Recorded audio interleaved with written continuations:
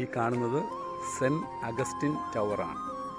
അപ്പോൾ ഇത് നമ്മുടെ ഫ്രാൻസിസ് സേവ്യറിൻ്റെ മൃതശരീരമിരിക്കുന്ന ബസിലിക്ക ബോം ജീസസ് ചർച്ചിൽ നിന്നും 1 കിലോമീറ്റർ വ്യത്യാസമേ ഉള്ളൂ.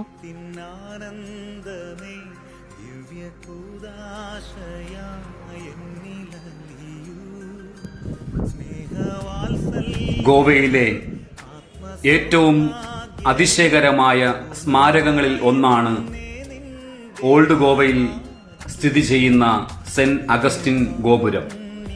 ആ ഗോപുരമാണ് നിങ്ങൾ ഇപ്പോൾ കണ്ടുകൊണ്ട് നിൽക്കുന്നത്.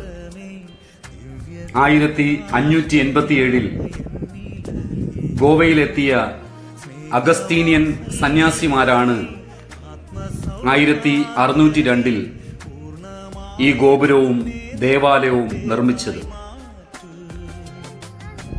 സെന്റ് അഗസ്റ്റിൻ ദേവാലയത്തിന്റെ 4 ഗോപുരങ്ങളിൽ ഒന്നാണ് ഈ കാണുന്ന ഗോപുരം. മറ്റു 3 ഗോപുരങ്ങളും തകർന്നുപോയി. 1835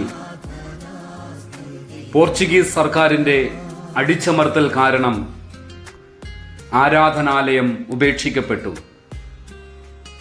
ഇത് ഗോവയിൽ നിന്ന് നിരവധി മത അനുയായികളെ കുടിയൊഴിപ്പിക്കാൻ കാരണമായി.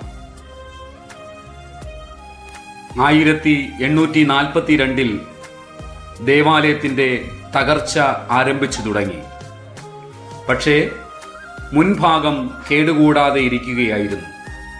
പക്ഷേ 1871 ഗോപുരത്തിന്റെ ഭീമാകരമായ മണിനാഥം ഇവിടെ നിന്ന് മാറ്റി പഞ്ചിമിലെ അവർ ലേഡി ഓഫ് ഇമാക്കുലേറ്റ് കൺസെപ്ഷൻ ദേവാലയത്തിലേക്ക് മാറ്റുകയുണ്ടായി.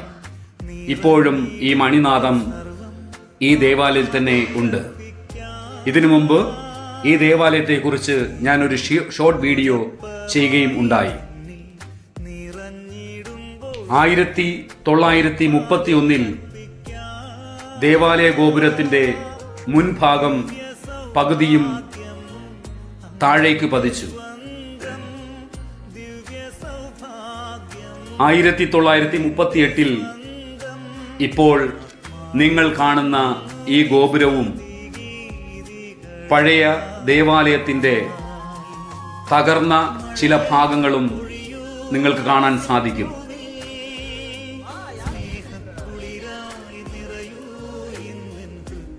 ദിവസേന ആയിരക്കണക്കിന് സന്ദർശകർ ഇവിടെ കാണാനും